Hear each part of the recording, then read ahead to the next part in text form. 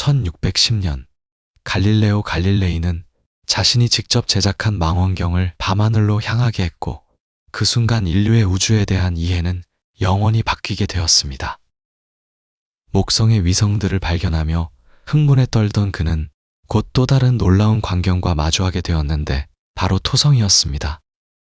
하지만 그가 본 토성은 우리가 오늘날 알고 있는 그 아름다운 고리를 가진 행성의 모습이 아니었습니다.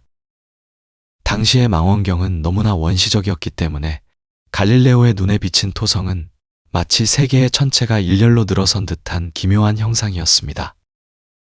그는 자신의 관측 노트에 토성이 귀를 가진 것처럼 보인다고 적었고 이 신비로운 형태가 무엇을 의미하는지 끝내 이해하지 못한 채 세상을 떠났습니다.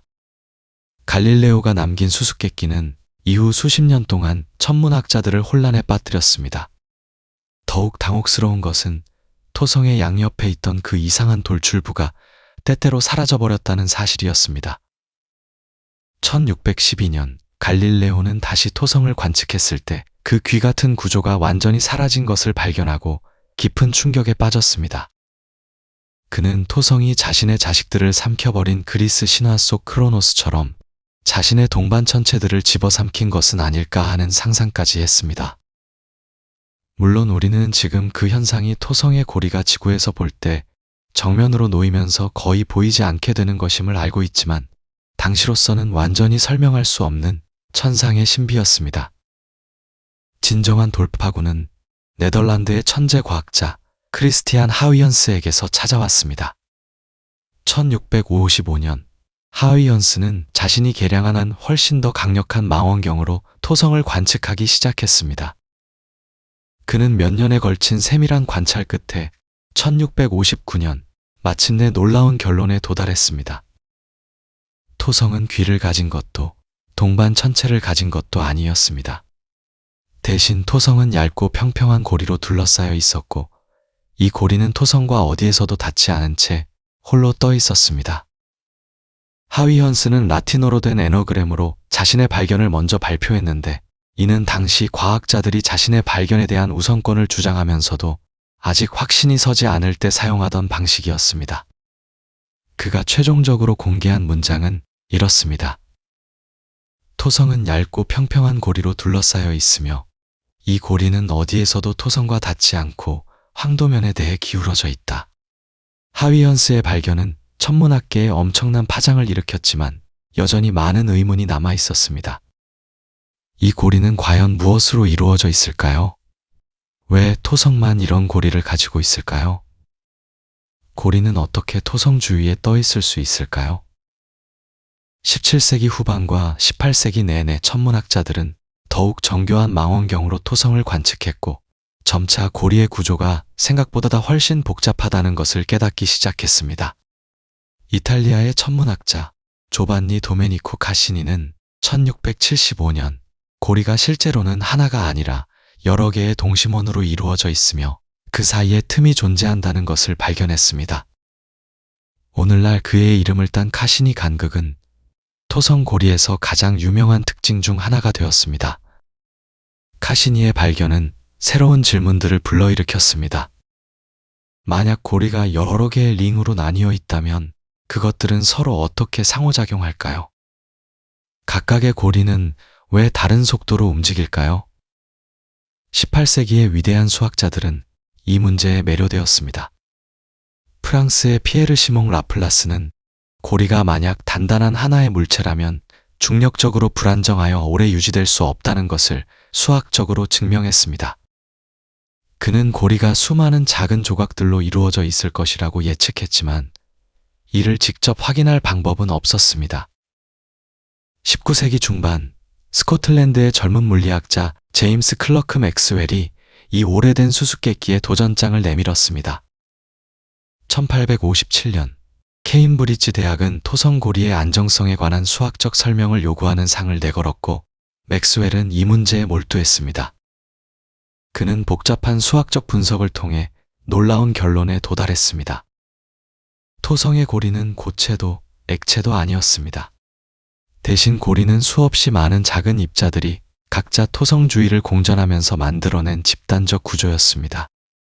마치 수많은 작은 위성들이 모여 하나의 거대한 띠를 이루고 있는 것처럼 말입니다. 맥스웰의 이론은 너무나 정확하고 아름다워서 상을 받았지만 그가 살아있는 동안에는 직접 증명될 수 없었습니다. 진정한 확인은 20세기 우주시대가 열리면서 찾아왔습니다. 1979년 보이저 1호가 토성에 접근하면서 인류는 처음으로 고리의 실체를 가까이에서 목격할 수 있었습니다. 우주선이 보내온 이미지들은 모든 예상을 뛰어넘는 것이었습니다. 고리는 단순히 몇 개의 띠로 이루어진 것이 아니라 수천 개의 섬세한 링넷들이 정교하게 짜인 테피스트리 같았습니다. 얼음과 암석 조각들이 햇빛에 반짝이며 우아한 춤을 추고 있었고 그 사이사이로는 중력의 섬세한 조율이 만들어낸 파동과 간극들이 펼쳐져 있었습니다. 맥스웰이 1세기 전에 수학으로 예언했던 것이 눈앞에 생생하게 펼쳐진 순간이었습니다. 하지만 가까이에서 본 토성의 고리는 새로운 신비들을 품고 있었습니다. 고리의 가장자리는 놀랍도록 날카롭고 명확했는데 이는 중력만으로는 설명하기 어려운 현상이었습니다. 과학자들은 곧 작은 위성들, 이른바 양치기 위성들이 고리의 경계를 유지하고 있다는 것을 발견했습니다. 이 작은 천체들은 자신들의 중력으로 고리 입자들을 특정 궤도 안에 가두면서 고리의 형태를 조각하고 있었습니다. 자연이 만들어낸 가장 정교한 중력 오케스트라였습니다. 갈릴레오가 처음 망원경을 들어 올린 지 거의 400년이 흐른 지금 우리는 토성의 고리가 단순한 우주의 장식물이 아니라 태양계 형성의 역사를 간직한 살아있는 기록임을 알게 되었습니다. 고리를 이루는 얼음과 암석 조각들은 어쩌면 태양계가 탄생하던 시절의 잔해일 수도 있고 혹은 토성의 중력에 의해 산산조각난 위성의 유해일 수도 있습니다. 2017년 토성 궤도에서 임무를 마친 카시니 우주선은 마지막 순간까지 고리의 비밀을 탐구했고 우리에게 귀중한 단서들을 남겨주었습니다. 고리는 우리가 생각했던 것보다 훨씬 젊을 수 있으며 어쩌면 몇 억 년 후에는 사라질지도 모른다는 놀라운 가능성까지 제시했습니다. 토성의 고리를 멀리서 바라보면 우아하고 매끄러운 하나의 원반처럼 보이지만 실제로 그 안을 들여다보면 상상을 초월하는 복잡하고 역동적인 세계가 펼쳐집니다. 고리는 단일한 구조물이 아니라 수조 개에 달하는 작은 조각들이 모여 만들어낸 장엄한 집합체이기 때문입니다. 이 조각들은 대부분 얼음으로 이루어져 있으면서도 그 크기와 형태가 놀라울 만큼 다양합니다. 모래알 만한 미세한 입자부터 시작해서 자갈, 바위, 심지어 집채만한 거대한 얼음덩어리까지 고리를 구성하는 물질들은 마치 우주 공간에 흩뿌려진 겨울 폭풍의 파편들처럼 끝없이 다채로운 모습을 보여줍니다. 가장 흥미로운 점은 이 입자들의 대부분이 거의 순수한 수빙으로 이루어져 있다는 사실입니다. 지구의 극지방에서 볼 수 있는 빙하나 만년설처럼 맑고 투명한 얼음이 토성으로부터 수만 킬로미터 떨어진 궤도를 돌고 있는 거예요. 물론 이 얼음 입자들 사이에는 암석 조각들과 우주먼지도 섞여 있지만 그 비율은 놀랍도록 적습니다. 과학자들의 측정에 따르면 고리 물질의 90% 이상이 얼음이며 나머지만이 규산염 광물이나 유기물 같은 다른 물질로 구성되어 있습니다. 이렇게 높은 얼음의 순도는 토성의 고리가 태양빛을 받았을 때 다이아몬드 가루를 뿌린 듯 눈부시게 반짝이는 이유를 설명해 줍니다. 하지만 고리의 아름다움은 단순히 물질의 구성에서만 나오는 것이 아닙니다. 수조개의 입자들이 만들어내는 집단적인 움직임과 배열이야말로 진정한 경이로움의 원천입니다. 각각의 얼음 조각은 케플러의 법칙에 따라 독립적으로 토성 주위를 공전하고 있습니다. 토성에 가까운 안쪽 고리의 입자들은 더 빠르게 움직이고 바깥쪽 입자들은 상대적으로 느리게 움직이면서 전체적으로 차등 회전이라는 현상을 만들어냅니다. 이것은 마치 거대한 회전 목마의 안쪽 말들과 바깥쪽 말들이 서로 다른 속도로 돌아가는 것과 비슷하지만 토성 고리의 규모는 상상을 초월합니다. 가장 안쪽 고리는 시속 7만 킬로미터가 넘는 속도로 회전하는 반면 바깥쪽 고리는 그보다 훨씬 느린 속도로 움직이거든요. 이렇게 서로 다른 속도로 움직이는 입자들 사이에서는 끊임없이 충돌이 일어납니다. 하지만 이 충돌들은 파괴적이기보다는 오히려 고리의 구조를 유지하는 데 중요한 역할을 합니다. 입자들끼리 부딪힐 때마다 운동 에너지의 일부가 소실되면서 입자들은 점점 더 평평한 원반 모양으로 정렬되어 갑니다. 마치 회전하는 피자 반죽이 중력과 원심력에 의해 평평하게 펴지듯이 고리의 입자들도 충돌과 중력의 상호작용을 통해 놀랍도록 얇은 층을 형성하게 됩니다. 토성고리의 폭은 수십만 킬로미터에 달하지만 두께는 대부분의 지역에서 겨우 10m에서 1km 정도밖에 되지 않습니다. 이는 마치 축구장만한 크기의 종이 한 장과 같은 비율이라고 할 수 있습니다. 고리를 구성하는 입자들의 크기 분포도 매우 흥미로운 패턴을 보여줍니다. 가장 많은 것은 센티미터에서 미터 단위 크기의 얼음 조각들입니다. 이들은 고리 전체 질량의 대부분을 차지하면서 고리의 밝기와 반사율을 결정하는 주역입니다. 그 사이사이에는 마이크로미터 단위의 미세한 먼지 입자들이 떠다니고 있고 반대편 끝에는 수십 미터에 달하는 거대한 얼음 덩어리들이 존재합니다. 카시니 우주선의 관측에 따르면 이런 거대한 얼음 덩어리들은 고리의 특정 지역에서 일종의 핵심 역할을 하면서 주변의 작은 입자들을 중력으로 끌어당겨 임시 집합체를 형성하기도 합니다. 이런 집합체들은 시간이 지나면서 다시 흩어지기도 하고 때로는 더 큰 구조로 성장하기도 하면서 고리 안에서 끊임없는 생성과 소멸의 순환을 만들어냅니다. 특히 놀라운 것은 고리의 밝기와 색상이 지역마다 다르다는 점입니다. 어떤 부분은 눈부시게 밝은 흰색으로 빛나는 반면 다른 부분은 상대적으로 어둡고 회색빛을 띱니다. 이런 차이는 그 지역을 구성하는 입자들의 크기와 순도에 따라 결정됩니다. 큰 얼음 조각들이 많은 지역은 햇빛을 효율적으로 반사하면서 밝게 빛나지만 작은 먼지 입자들이나 암석 조각이 많이 섞인 지역은 빛을 흡수하면서 어두운 색을 띠게 됩니다.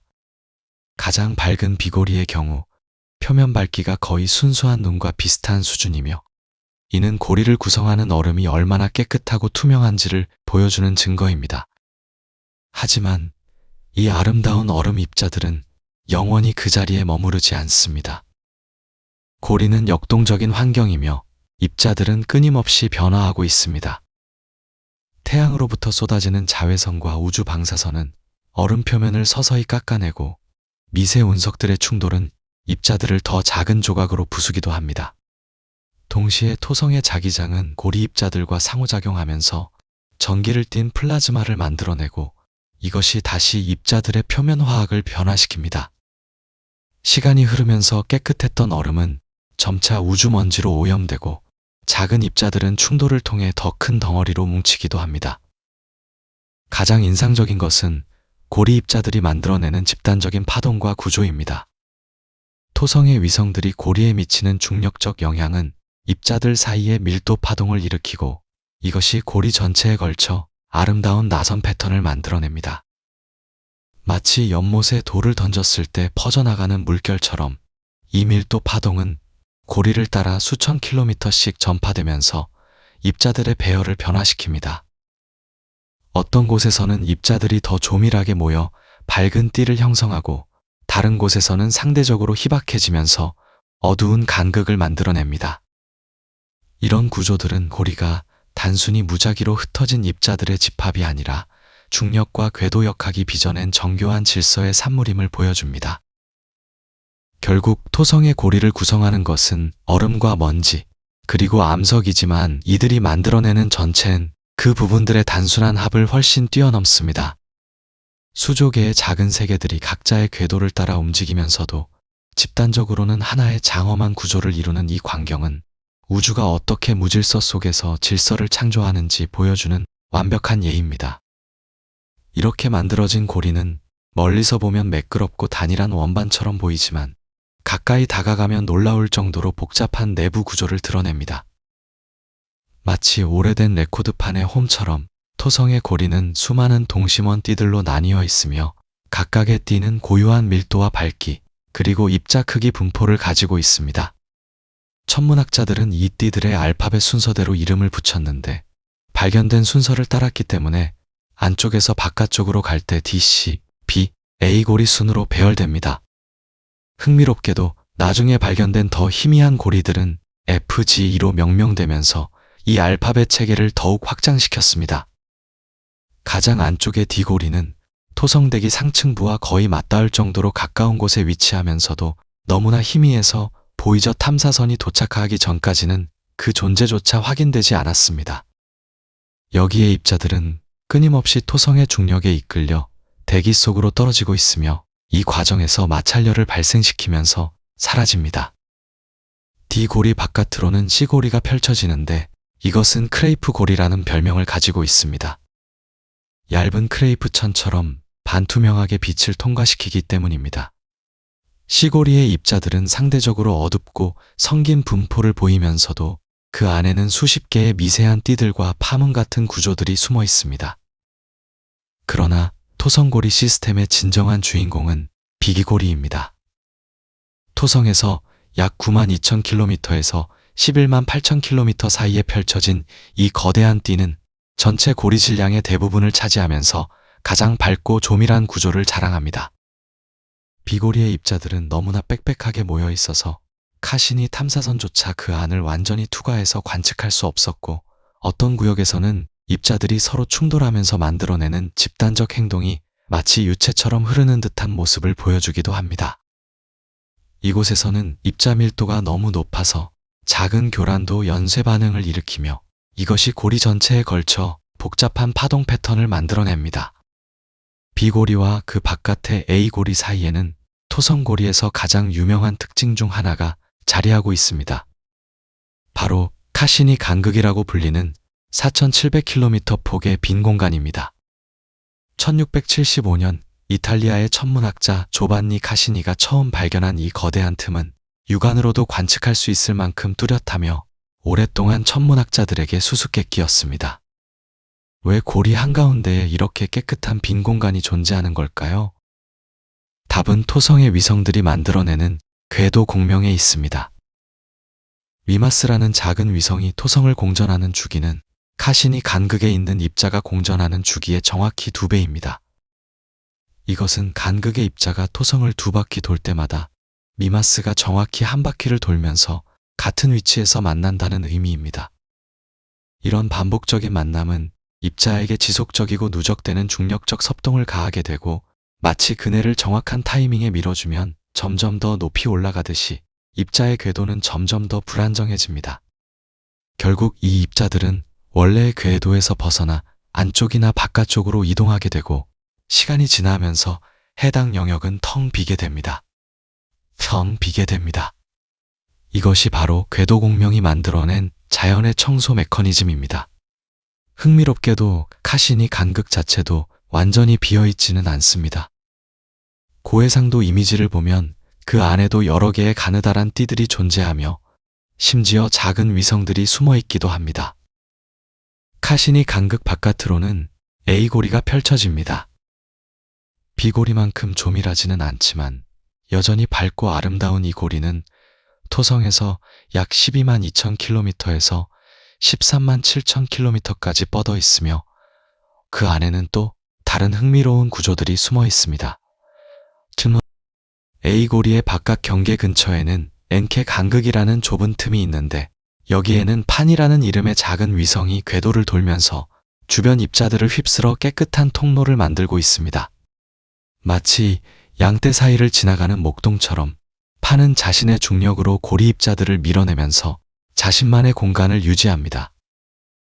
더 놀라운 것은 판의 중력이 엔케 간극 가장자리의 입자들에게 미치는 영향입니다. 이 입자들은 판의 섭동을 받으면서 아름다운 나선 파동을 만들어내고, 이것이 고리 전체에 걸쳐 우아한 물결 무늬를 그려냅니다. A고리 너머에는 F고리라는 매우 독특한 구조가 있습니다.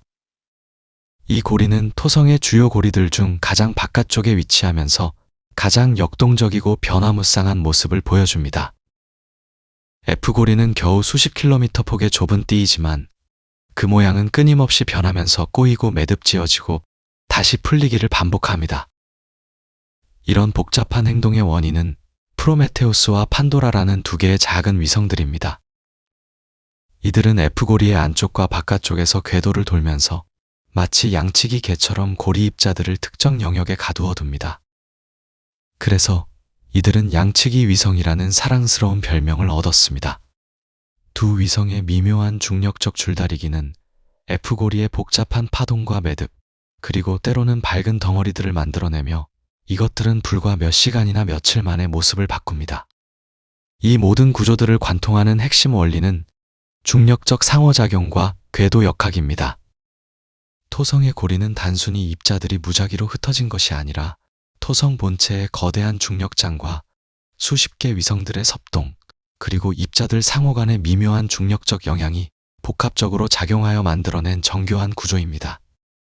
각각의 간극, 각각의 띠, 각각의 파동은 특정한 궤도 공명이나 위성의 영향을 반영하며 이것은 고리 시스템 전체가 하나의 거대한 천체역학 실험실임을 보여줍니다. 카시니 탐사선이 보내온 고해상도 이미지들은 이런 복잡성을 더욱 극명하게 드러냈습니다. 주요 고리들 각각이 수백 수천 개의 미세한 띠들로 나뉘어 있으며 이 띠들 사이의 경계는 날카롭게 구분되기도 하고 점진적으로 흐릿해지기도 합니다. 어떤 곳에서는 입자들이 만들어내는 밀도 파동이 마치 비닐 레코드판의 홈처럼 규칙적인 패턴을 그리고 다른 곳에서는 위성의 중력적 영향이 만들어낸 불규칙한 덩어리들이 흩어져 있습니다. 특히 비고리의 일부 구역에서는 프로펠러라고 불리는 작은 구조들이 발견되었는데 이것들은 수십 미터에서 수백 미터 크기의 작은 달들이 주변 입자들을 휩쓸면서 만든 비행기 프로펠러 모양의 틈입니다.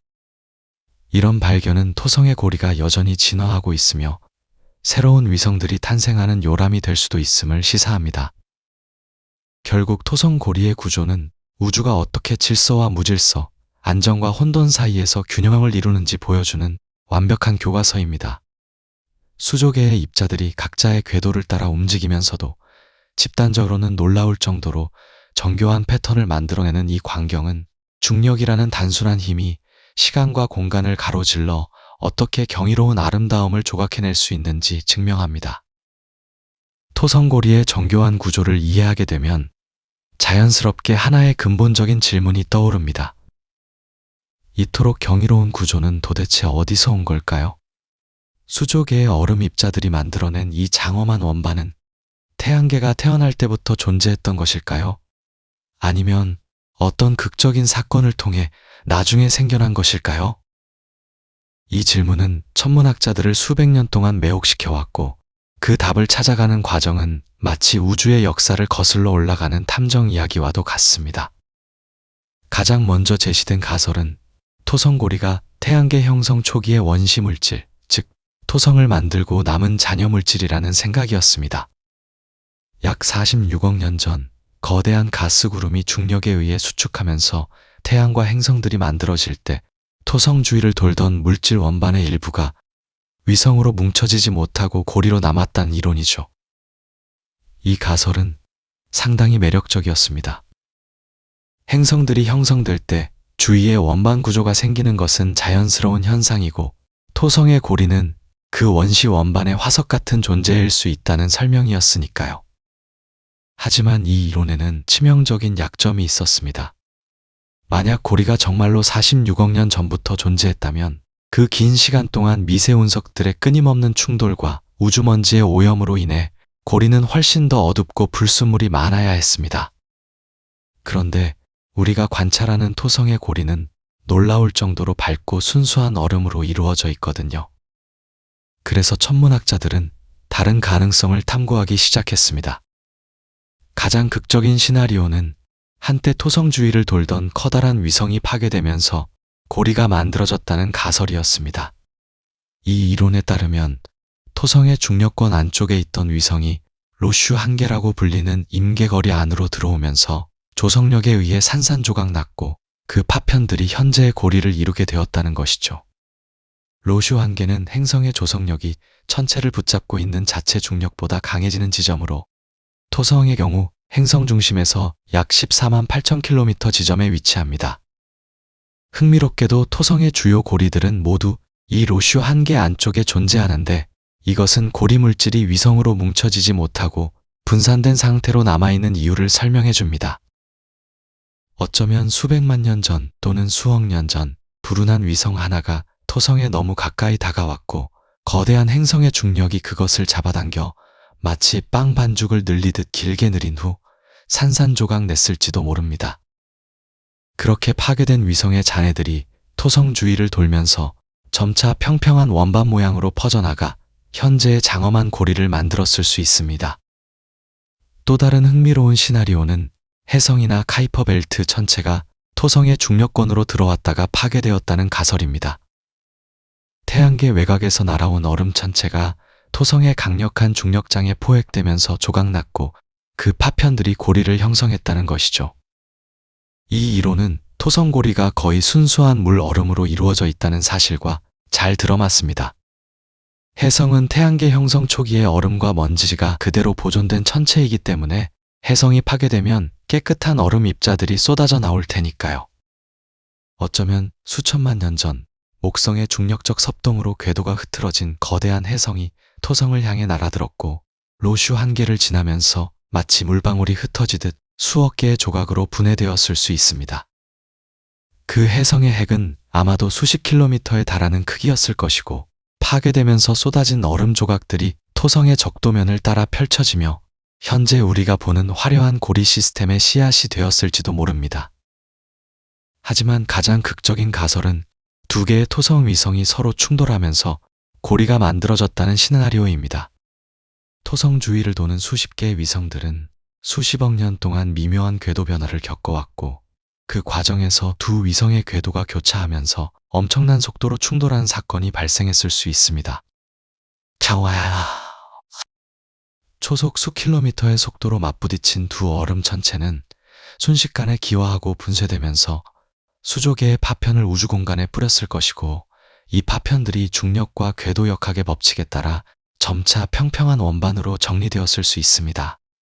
이런 충돌은 엄청난 에너지를 방출했을 텐데 만약 그 순간을 목격할 수 있었다면 토성 주위에서 태양처럼 밝은 섬광이 번쩍였을 것이고 그 후 수천 년에 걸쳐 파편들이 천천히 퍼져나가며 고리의 초기 형태를 만들었을 겁니다. 그런데 2019년 카시니 탐사선이 보내온 마지막 데이터를 분석하던 과학자들은 놀라운 사실을 발견했습니다. 토성 고리의 나이가 예상보다 훨씬 젊다는 증거를 찾아낸 것이죠.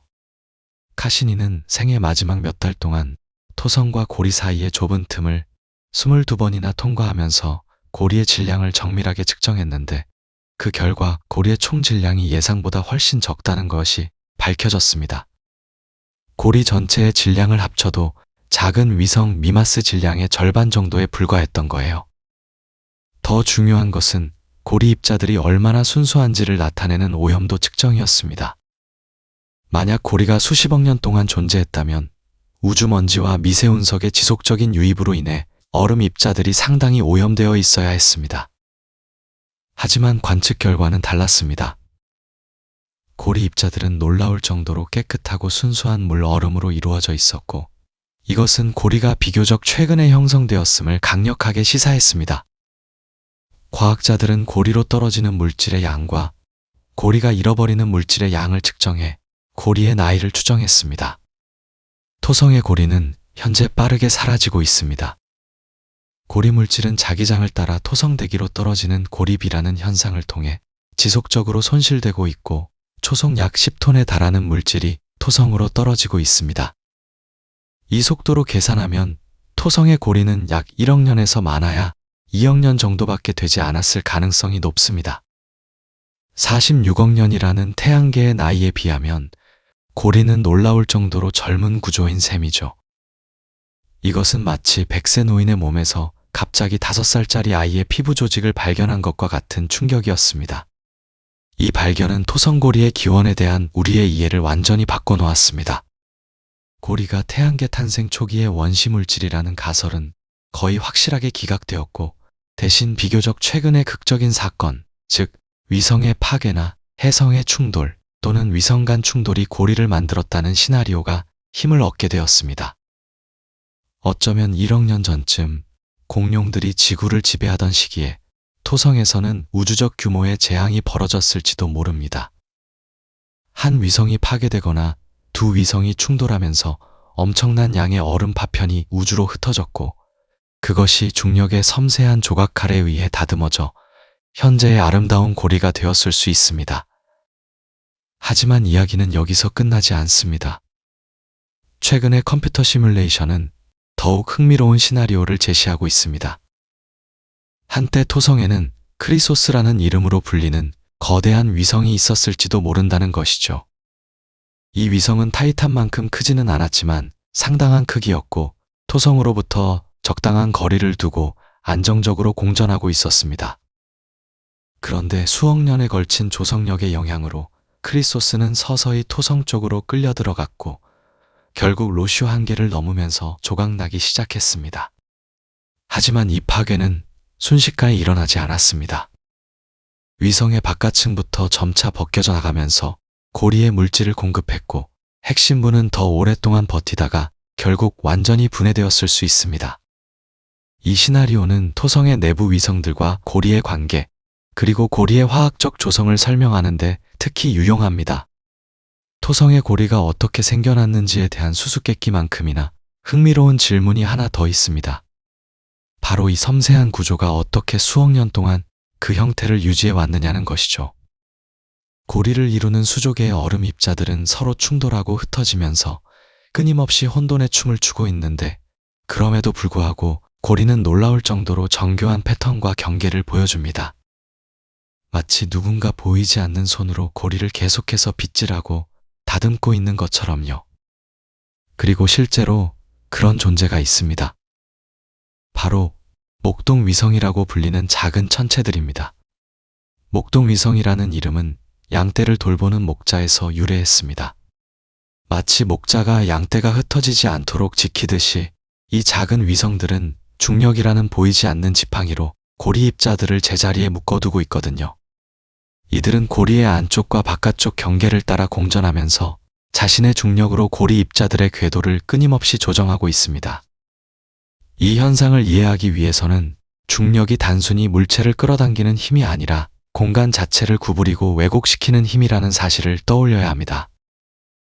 가장 극적인 예는 토성의 F고리에서 찾을 수 있습니다. F고리는 메인 고리들 바깥쪽에 위치한 가느다란 고리로 처음 보이저 탐사선이 발견했을 때부터 과학자들을 당혹스럽게 만들었습니다. 이 고리는 마치 꼬인 밧줄처럼 보였고 때로는 뭉쳐있다가 때로는 갈라지는 등 믿을 수 없을 정도로 역동적인 모습을 보였거든요. 그 비밀은 프로메테우스와 판도라라는 두 개의 작은 위성에 있었습니다. 이 두 위성은 F고리를 사이에 두고 안쪽과 바깥쪽에서 공전하고 있으며 각각 직경이 100km 정도밖에 되지 않는 작은 천체들입니다. 프로메테우스는 F고리의 안쪽 경계를 따라 돌고 있으면서 고리 입자들이 토성 쪽으로 떨어지지 않도록 막아주고 있습니다. 반대로 판도라는 바깥쪽에서 공전하면서 고리 입자들이 바깥으로 흩어지는 것을 방지하죠. 이 두 위성은 마치 정교하게 짜인 무용수의 듀엣처럼 움직이면서 F고리를 그들 사이의 좁은 공간에 가두어 두고 있습니다. 하지만 이 과정은 우리가 상상하는 것보다 훨씬 더 복잡하고 역동적입니다. 프로메테우스가 F고리에 가까워질 때마다 그 중력은 고리 입자들을 끌어당기면서 마치 손가락으로 물을 휘젓는 것처럼 고리의 물결과 매듭을 만들어냅니다. 카시니 탐사선이 수년에 걸쳐 F고리를 관측한 결과는 정말 놀라웠습니다. F고리의 모양은 단 몇 시간만 해도 극적으로 변할 수 있었고 때로는 갑자기 밝아지거나 어두워지기도 했습니다. 심지어 고리에서 갑자기 덩어리가 튀어나오거나 나선형 구조가 나타나는 것도 관측되었죠. 과학자들은 이런 현상들이 프로메테우스와 판도라의 중력적 영향뿐만 아니라 고리 속에 숨어있는 더 작은 위성들, 즉 아직 발견되지 않은 미니 위성들의 존재를 암시한다고 생각하고 있습니다. 이 작은 천체들은 직경이 몇 킬로미터밖에 되지 않아서 직접 관측하기는 어렵지만 고리 속을 돌면서 주변 입자들과 충돌하고 중력으로 교란하면서 그들의 존재를 간접적으로 드러내고 있습니다. 목동 위성의 효과는 F고리에만 국한되지 않습니다. A고리의 바깥쪽 경계는 우주에서 가장 날카로운 경계 중 하나로 알려져 있는데 이것은 아틀라스라는 작은 위성 덕분입니다. 아틀라스는 A고리 바로 바깥쪽을 돌면서 7대6 궤도 공명이라는 특별한 중력적 관계를 통해 고리의 경계를 유지하고 있습니다. 이것은 마치 오케스트라의 지휘자가 박자를 맞추듯이 아틀라스가 7번 공전하는 동안 특정 고리 입자들이 정확히 6번 공전하면서 중력적 상호작용이 강화되는 현상입니다. 이런 공명관계는 태양계 곳곳에서 발견되는데 입자나 천체들의 궤도를 안정화시키거나 반대로 불안정하게 만드는 강력한 메커니즘이죠. 엔셀라두스 고리와 이 고리의 경우는 또 다른 종류의 상호작용을 보여줍니다. 이 고리는 목동 위성에 의해 유지되는 것이 아니라 오히려 위성 자체가 고리의 원천이 되고 있습니다. 엔셀라두스의 남극에서 분출되는 수증기와 얼음 입자들이 이 고리의 물질을 공급하고 있으며 이 고리는 토성의 주요 고리들보다 훨씬 넓고 희미하지만 엔셀라두스의 궤도를 따라 뚜렷한 띠를 형성하고 있습니다. 이것은 위성과 고리의 관계가 단순히 중력적 상호작용에만 그치지 않고 물질의 교환과 순환까지 포함하는 복잡한 시스템이라는 것을 보여줍니다. 더욱 놀라운 것은 이 목동 위성들 자체도 고리와의 상호작용을 통해 변화하고 있다는 사실입니다. 프로메테우스와 판도라는 F고리의 입자들과 중력적으로 에너지를 주고받으면서 자신들의 궤도가 조금씩 변하고 있습니다. 수백만 년의 시간이 흐르면 이들의 궤도는 지금과는 상당히 달라질 것이고 그에 따라 F고리의 모습도 변할 것입니다. 심지어 일부 과학자들은 목동 위성들이 원래 고리의 일부였던 입자들이 뭉쳐서 만들어진 것일 수도 있다고 추측하고 있습니다. 마치 강물 속의 자갈들이 모여서 작은 섬을 만들듯이 고리 입자들이 특정 위치에서 축적되어 작은 위성으로 성장했을 가능성이 있다는 것이죠. 이런 상호작용들을 모두 고려하면 토성의 고리 시스템은 단순히 죽은 암석과 얼음의 집합체가 아니라 살아 숨쉬는 역동적인 생태계처럼 보입니다. 고리와 위성들은 서로를 만들고 변화시키고 유지하면서 끊임없이 진화하고 있습니다. 어쩌면 수억 년 전 어떤 위성이 파괴되면서 고리가 생겨났고 그 고리에서 다시 작은 위성들이 태어났으며 이 위성들이 고리를 조각하고 다듬으면서 현재의 아름다운 구조를 만들어냈을지도 모릅니다. 그리고 먼 미래에는 고리가 사라지면서 새로운 위성들이 탄생할 수도 있겠죠. 이것은 파괴와 창조, 혼돈과 질서가 끊임없이 순환하는 우주적 드라마이며 우리는 그 드라마의 한 장면을 목격하고 있는 특권을 누리고 있습니다. 토성의 고리가 보여주는 우주적 드라마는 적도 평면에만 국한되지 않습니다. 토성의 북극으로 시선을 돌리면 고리의 아름다움과는 또 다른 종류의 경이로움이 우리를 기다리고 있거든요. 바로 토성 북극 위에 떠 있는 거대한 육각형 폭풍, 인류가 태양계에서 발견한 가장 기묘하고 신비로운 대기 현상 중 하나랍니다. 이 육각형은 단순히 구름 패턴이 아니라 완벽에 가까운 기하학적 형태를 유지하면서 수십 년 동안 같은 자리에서 회전하고 있는 자연현상이며 과학자들조차 처음 발견했을 때 자신의 눈을 의심했을 정도로 놀라운 구조입니다. 이 육각형 폭풍의 발견 이야기는 1980년대로 거슬러 올라갑니다. 1980년과 1981년 보이저 1호와 2호가 토성을 지나가면서 토성의 대기를 관측하던 중 과학자들은 북극 지역의 사진들에서 이상한 패턴을 발견했습니다. 처음에는 카메라의 오류나 데이터 전송 과정에서 생긴 왜곡으로 여겨졌지만 여러 장의 사진을 분석한 결과 그것은 실제로 존재하는 구조였습니다. 토성의 북위 약 78도 지점을 중심으로 지름이 약 3만 킬로미터에 달하는 거대한 육각형 모양의 구름띠가 형성되어 있었던 것이죠.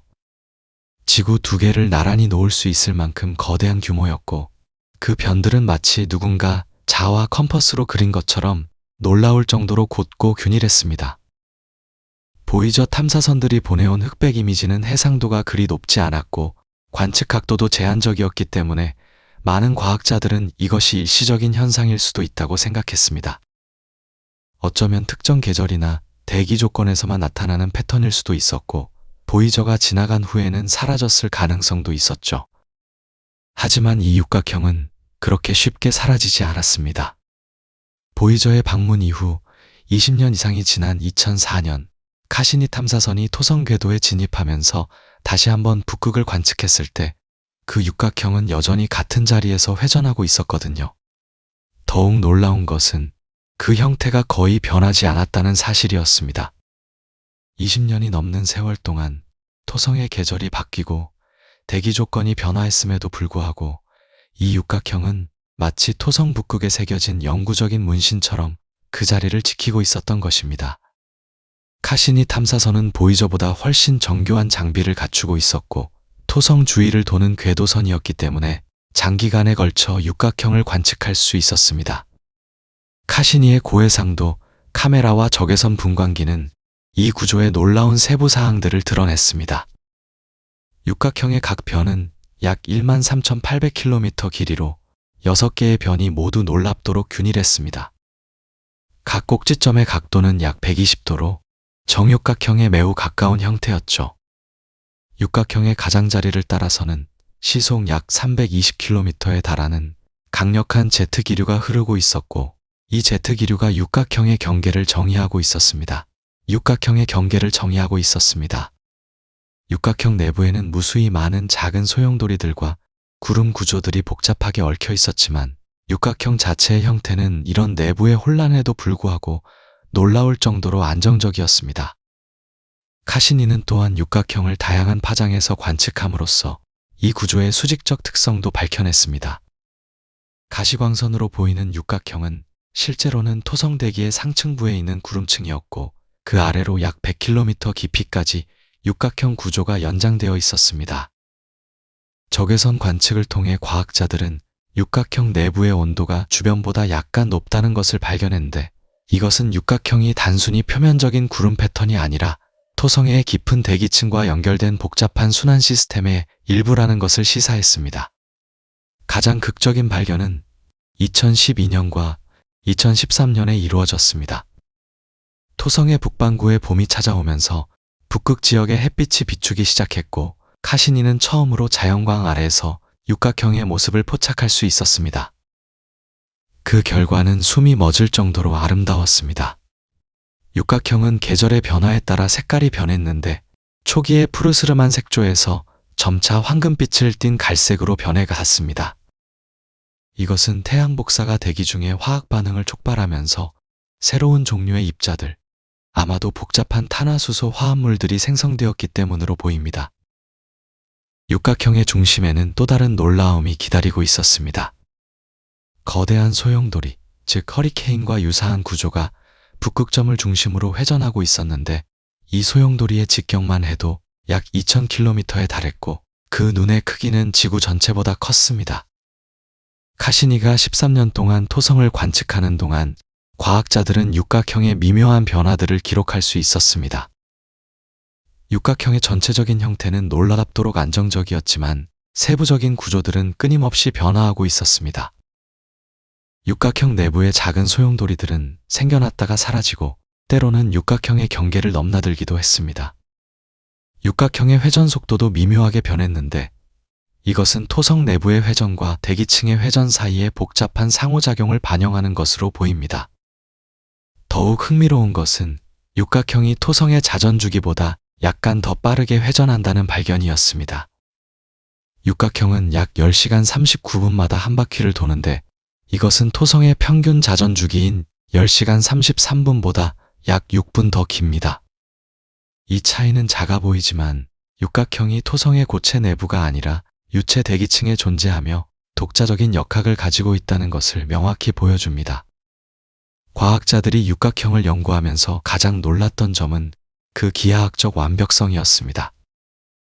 자연계에서는 원형이나 타원형, 나선형 같은 곡선 구조는 흔히 볼 수 있지만 이처럼 뚜렷한 직선변을 가진 다각형 구조는 거의 전례가 없었거든요. 지구의 허리케인들은 모두 원형 또는 타원형이며 목성의 대적반도 타원형입니다. 심지어 토성 자체의 다른 폭풍들도 모두 곡선 형태를 띠고 있죠. 그런데 왜 북극의 이 특정 지역에서만 육각형이 형성되었을까요? 이 질문에 대한 답을 찾기 위해 과학자들은 실험실에서 토성의 대기를 모사한 실험을 시작했고 컴퓨터 시뮬레이션을 통해 다양한 시나리오를 테스트했습니다. 그 결과 육각형이 서로 다른 속도로 회전하는 유체층 사이의 상호작용에서 자연스럽게 발생할 수 있다는 것이 밝혀졌습니다. 이 발견은 토성의 북극이라는 특별한 환경에서 중력, 회전, 유체 역학이 어우러져 만들어낸 자연의 걸작이며 우주가 때로는 우리의 상상을 뛰어넘는 패턴과 질서를 창조할 수 있다는 것을 보여주는 증거입니다. 보이저가 처음 그 희미한 윤곽을 포착했을 때부터 카시니가 그 아름다움의 모든 세부를 드러낼 때까지 육각형은 인류에게 계속해서 놀라움을 선사했고, 지금도 토성의 북극에서 조용히 회전하며 우리가 아직 완전히 이해하지 못한 자연의 법칙들을 드러내고 있습니다. 육각형이라는 기하학적 패턴 자체도 경이롭지만 그 실제 규모를 알게 되면 우리는 다시 한번 자연의 위대함 앞에 겸손해질 수밖에 없습니다. 토성 북극의 육각형은 단순히 대기 중의 작은 소용돌이가 아니라 상상을 초월하는 크기의 거대한 폭풍 시스템이거든요. 육각형의 한 변에서 반대편 변까지의 거리, 즉 육각형의 지름은 약 3만 킬로미터에 달합니다. 이것이 얼마나 거대한 규모인지 실감하려면 우리가 사는 지구와 비교해보면 됩니다. 지구의 지름은 약 1만 2천 킬로미터이니 토성의 육각형 안에는 지구가 2개 반이나 들어갈 수 있는 셈이죠. 다시 말해서 만약 육각형이 지구 위에 있었다면 한반도는 물론이고 아시아 대륙 전체를 집어삼키고도 남을 만한 크기입니다. 이 거대한 구조물이 토성의 북극에서 수십 년 동안, 어쩌면 수백 년 동안 그 형태를 유지하며 회전하고 있다는 사실은 자연이 만들어낼 수 있는 규모의 한계를 다시 생각하게 만듭니다. 육각형의 크기만큼이나 놀라운 것은 그것을 움직이는 힘의 강도입니다. 육각형의 경계를 따라 흐르는 제트기류는 시속 약 320km의 속도로 회전하고 있습니다. 이것은 지구에서 가장 강력한 허리케인의 풍속보다 훨씬 빠른 속도예요. 지구의 5등급 허리케인, 즉 가장 파괴적인 허리케인조차 풍속이 시속 250km를 넘기 어렵다는 것을 생각하면 토성의 육각형을 둘러싼 제트기류가 얼마나 강력한지 짐작할 수 있습니다. 이 엄청난 속도의 바람이 3만 킬로미터라는 거대한 원둘레를 따라 끊임없이 순환하면서 육각형의 형태를 유지하고 있는 것이죠. 카시니 탐사선이 관측한 데이터에 따르면 이 제트기류는 단순히 표면을 스치고 지나가는 바람이 아니라 토성 대기의 깊은 곳까지 뻗어 있는 거대한 흐름입니다. 과학자들은 이 제트기류가 토성 표면 아래 최소 100km 깊이까지 영향을 미치고 있을 것으로 추정하고 있습니다. 육각형의 구조를 더 자세히 들여다보면 그것이 단순한 육각형 고리가 아니라 복잡한 층위를 가진 3차원 구조라는 것을 알 수 있습니다. 육각형의 경계를 이루는 제트기류는 마치 거대한 강처럼 흐르면서 그 안쪽과 바깥쪽의 대기를 명확하게 구분하고 있어요. 흥미롭게도 육각형의 바깥쪽 대기는 상대적으로 안정적이고 느리게 회전하는 반면 육각형 내부는 훨씬 더 격렬하고 복잡한 대기 활동이 일어나고 있습니다. 카시니의 고해상도 이미지들을 분석한 결과 육각형 내부에는 수십 개의 작은 소용돌이들이 끊임없이 생성되고 소멸하면서 춤을 추고 있다는 것이 밝혀졌습니다. 이 작은 소용돌이들 각각의 크기도 지구의 대형 허리케인만 한데 이들이 육각형이라는 거대한 무대 위에서 복잡한 패턴을 그리며 상호작용하고 있는 것이죠. 육각형의 중심부, 그러니까 토성의 정확한 북극점 근처에는 특별히 주목할 만한 구조가 있습니다. 바로 거대한 중심 소용돌이인데 이것은 지름이 약 2000km에 달하는 어마어마한 규모의 회오리입니다. 이 중심 소용돌이는 지구의 허리케인과 놀랍도록 비슷한 모습을 보여주고 있어요. 허리케인의 눈처럼 상대적으로 고요한 중심부가 있고 그 주위를 구름들이 빠르게 회전하면서 나선 패턴을 만들어내고 있습니다. 하지만 그 규모는 지구의 어떤 허리케인과도 비교할 수 없을 만큼 거대하죠. 이 중심 소용돌이는 육각형 전체 구조와는 별개로 독자적인 회전을 하고 있으면서도 동시에 육각형 시스템의 일부로서 기능하고 있습니다. 마치 거대한 기계장치의 중심축처럼 중심 소용돌이는 육각형 전체의 역학에서 중요한 역할을 하고 있는 것으로 보입니다. 카시니가 포착한 이미지들을 시간 순서대로 배열하면 육각형 내부의 역동적인 변화를 생생하게 볼 수 있습니다. 육각형의 경계 근처에서 생성된 작은 소용돌이들은 제트기류를 따라 이동하다가 때로는 육각형 내부로 빨려 들어가기도 하고 때로는 경계를 넘어 바깥으로 튕겨나가기도 합니다. 이러한 과정에서 소용돌이들은 서로 충돌하거나 합쳐지면서 더 큰 구조를 만들기도 하고 반대로 분열하여 여러 개의 작은 소용돌이로 쪼개지기도 해요. 이 모든 현상들이 시속 320km라는 엄청난 속도로 진행되고 있다는 것을 생각하면 육각형 내부의 대기는 상상할 수 없을 만큼 격렬하고 역동적인 환경이라는 것을 알 수 있습니다. 과학자들이 육각형의 제트 기류를 분석하면서 발견한 또 하나의 흥미로운 특징은 이 기류가 완벽하게 균일하지 않다는 점입니다. 육각형의 6개 변을 따라 흐르는 제트 기류의 속도를 정밀하게 측정해 보니 미묘하지만 분명한 차이가 있었어요. 어떤 변에서는 풍속이 시속 330km에 달하는 반면 다른 변에서는 시속 310km 정도로 약간 느려지기도 했습니다. 이러한 속도 차이는 육각형이 완벽히 대칭적인 구조가 아니라 각 변마다 조금씩 다른 특성을 가지고 있다는 것을 의미합니다. 또한 육각형의 6꼭지점 부분에서는 특별히 강한 난류가 관측되었는데 이것은 직선으로 흐르던 제트 기류가 급격하게 방향을 바꾸면서 생기는 현상으로 해석됩니다. 물이 파이프를 통해 흐르다가 직각으로 꺾인 부분에서 소용돌이가 생기는 것과 비슷한 원리죠. 육각형의 수직 구조도 놀라울 만큼 복잡합니다. 카시니는 서로 다른 파장의 빛으로 육각형을 관측함으로써 대기의 여러 높이에서 육각형이 어떻게 나타나는지 파악할 수 있었어요.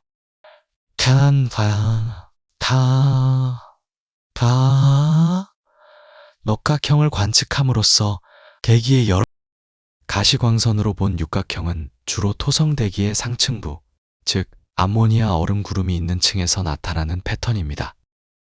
하지만 적외선 카메라로 더 깊은 대기기층을 들여다보면 육각형 구조가 수십 킬로미터 아래까지 이어져 있다는 것을 확인할 수 있었습니다. 더 놀라운 것은 깊이에 따라 육각형의 형태가 조금씩 달라진다는 발견이었어요. 대기 상층부에서는 육각형의 변이 매우 뚜렷하고 직선에 가까운 반면 더 깊은 층으로 내려갈수록 경계가 점차 흐릿해지고 약간 휘어지는 경향을 보였습니다. 이것은 육각형을 만드는 제트 기류가 고도에 따라 조금씩 다른 특성을 가지고 있으며 여러 대기층이 복잡하게 상호작용하면서 우리가 표면에서 보는 육각형 패턴을 만들어낸다는 것을 보여줍니다. 육각형 내부의 온도 분포도 흥미로운 패턴을 보여줍니다. 적외선 관측을 통해 측정한 결과 육각형의 경계를 따라 흐르는 제트 기류 부분이 주변보다 약간 더 차가운 것으로 나타났어요. 이것은 제트 기류가 토성 대기의 더 깊고 차가운 층에서 올라오는 가스를 포함하고 있기 때문으로 해석됩니다. 반대로 육각형 내부의 중심 소용돌이 주변은 상대적으로 따뜻한 편이었는데 이는 소용돌이의 하강 기류가 대기를 압축하면서 열을 발생시키기 때문입니다. 이러한 온도 차이는 겨우 섭씨 몇 도에 불과하지만 토성처럼 거대한 행성의 대기에서는 이 작은 온도 차이가 엄청난 에너지 흐름을 의미하며 육각형의 역학을 유지하는 데 중요한 역할을 하고 있습니다. 과학자들은 육각형의 제트 기류가 어떻게 그토록 오랜 시간 동안 안정적으로 유지될 수 있는지에 대해 깊이 연구해 왔습니다. 지구의 제트 기류는 계절에 따라 크게 변하고 위치도 자주 바뀌며 때로는 완전히 다른 패턴으로 재편되기도 하거든요. 하지만 토성의 육각형 제트 기류는 최소한 수십 년 동안, 어쩌면 수백 년 또는 그 이상 동안 거의 같은 형태를 유지해 왔습니다. 이러한 안정성의 비밀은 토성의 독특한 물리적 조건에 있습니다. 토성은 지구와 달리 고체 표면이 없고 대기가 행성 내부의 유체층과 점진적으로 연결되어 있어요. 이것은 대기의 운동이 고체 표면과의 마찰에 의해 방해받지 않는다는 것을 의미합니다. 또한 토성은 매우 빠르게 자전하면서도 내부에서 방출하는 열 에너지가 풍부하기 때문에 대기 순환을 구동하는 에너지원이 지속적으로 공급됩니다. 이러한 조건들이 결합되어 한번 형성된 제트 기류 패턴이 외부의 방해 없이 수백 년 또는 수천 년 동안 유지될 수 있는 환경이 만들어진 것이죠. 육각형을 구성하는 제트 기류의 에너지를 계산해 보면 그 규모에 다시 한번 놀라게 됩니다. 3만 킬로미터 둘레를 시속 320km로 회전하는 거대한 대기 덩어리가 가진 운동 에너지는 상상을 초월할 정도예요. 과학자들의 추산에 따르면 육각형 제트 기류가 가진 총 운동 에너지는 지구 전체의 대기 순환 에너지보다 훨씬 더 크다고 합니다. 이 에너지가 어디서 오는지, 그리고 어떻게 육각형이라는 특정한 기하학적 패턴으로 조직되는지는 현대 유체역학과 대기과학이 풀어야 할 가장 흥미로운 퍼즐 중 하나입니다. 토성 내부에서 방출되는 열 에너지, 행성의 빠른 자전으로 인한 코리올리 효과, 그리고 서로 다른 속도로 회전하는 대기층들 사이의 전단력이 복잡하게 얽혀서 이 놀라운 구조를 만들어내고 있다는 것은 분명하지만 그 정확한 메커니즘은 아직도 연구가 진행 중입니다. 그렇다면 이 육각형은 도대체 왜, 어떻게 만들어진 걸까요?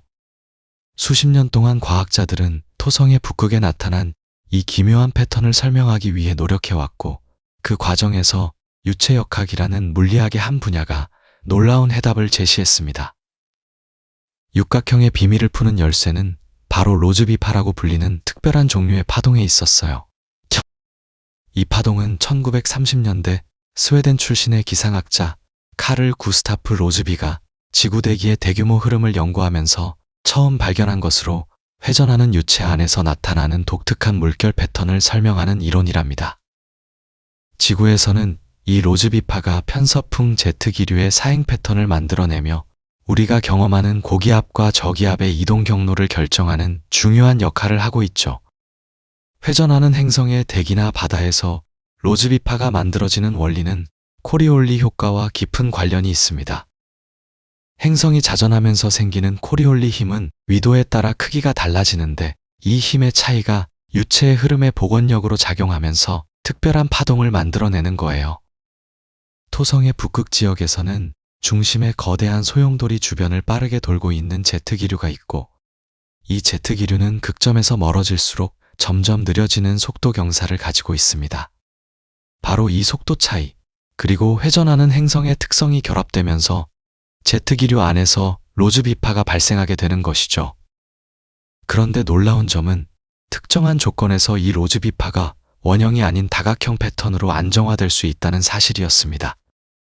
과학자들은 컴퓨터 시뮬레이션을 통해 회전하는 유체 안에서 빠른 제트 기류와 느린 주변 흐름이 만날 때 어떤 일이 벌어지는지 정밀하게 계산했습니다. 시뮬레이션 결과는 실제 토성에서 관측된 것과 놀랍도록 비슷한 육각형 패턴을 보여주었어요.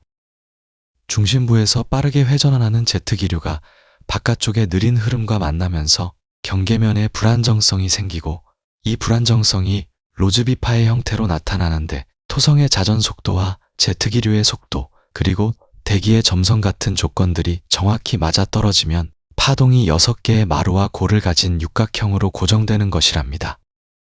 이것은 마치 기타줄을 튕겼을 때 특정한 주파수에서만 안정적인 정상파가 만들어지는 것과 비슷한 원리예요. 더 흥미로운 점은 이 육각형 패턴이 실험실에서도 재현될 수 있다는 사실입니다. 2010년 스페인의 물리학자들은 회전하는 원통형 수조를 이용해 토성의 육각형과 유사한 구조를 만드는 데 성공했어요. 그들은 수조의 중앙에 작은 원통을 놓고 빠르게 회전시킨 뒤 바깥쪽 수조는 천천히 반대 방향으로 돌렸습니다.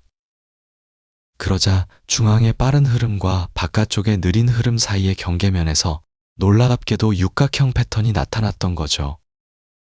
회전 속도와 유체의 점성, 그리고 용기의 크기를 조절하면 육각형뿐만 아니라 삼각형, 사각형, 오각형 같은 다른 다각형 패턴도 만들 수 있었는데, 이것은 토성의 육각형이 단순한 우연이 아니라 유체역학의 보편적인 법칙에 따라 나타나는 자연스러운 현상이라는 것을 보여주는 강력한 증거였습니다. 이 실험실 재현은 과학자들에게 엄청난 통찰을 제공했습니다. 실험을 통해 육각형이 형성되는 데 필요한 정확한 조건들을 파악할 수 있었고, 왜 하필 육각형인지도 설명할 수 있게 되었어요. 토성의 경우 중심 소용돌이의 회전 속도와 주변 대기의 회전 속도 차이, 그리고 제트 기류의 폭과 토성의 자전 주르기가 만들어내는 무차원 수치들이 정확히 육각형을 만드는 범위 안에 들어 있었던 겁니다. 만약 토성의 자전 속도가 조금 더 빨랐거나 느렸다면, 또는 제트 기류의 속도가 달랐다면 우리는 오각형이나 칠각형을 보았을 수도 있었을 거예요. 실제로 실험에서는 회전 속도를 미세하게 조절하는 것만으로도 육각형이 오각형으로 또는 칠각형으로 변하는 것을 관찰할 수 있었답니다. 수학적 모델링 역시 육각형의 비밀을 푸는 데 결정적인 역할을 했습니다. 과학자들은 나비의 스토크스 방정식이라는 유체의 운동을 기술하는 복잡한 수학 방정식을 토성의 조건에 맞게 풀어냈어요.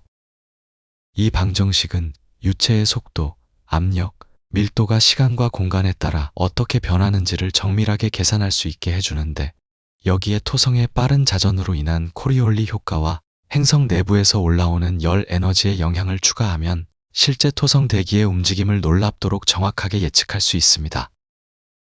슈퍼컴퓨터로 이 방정식을 수백만 번 계산한 결과 컴퓨터 안에서 만들어진 가상의 토성에도 북극의 육각형이 나타났고, 그 크기와 회전 속도, 심지어 내부의 소용돌이 구조까지도 실제 관측과 거의 일치했어요.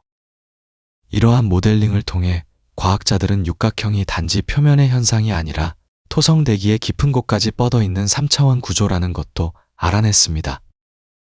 카시니오의 관측 자료를 분석한 결과 육각형 패턴은 북극 표면에서 시작해 대기 아래쪽으로 최소한 100km 깊이까지 이어져 있는 것으로 나타났어요.